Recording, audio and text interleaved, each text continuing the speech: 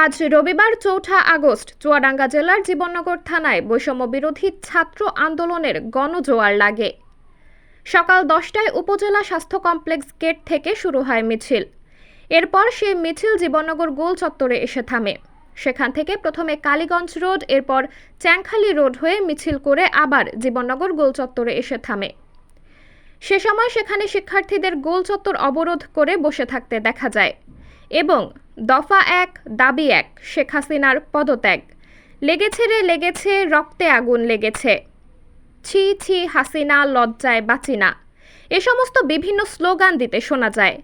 জীবননগর ছাত্র আন্দোলনের প্রধান সমন্বয়ক ছিলেন খুলনা মেডিকেল কলেজের ছাত্র আব্দুল্লাহ।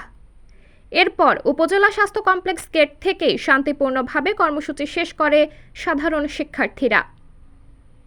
সাবরিনা জলিল, সবার কথা।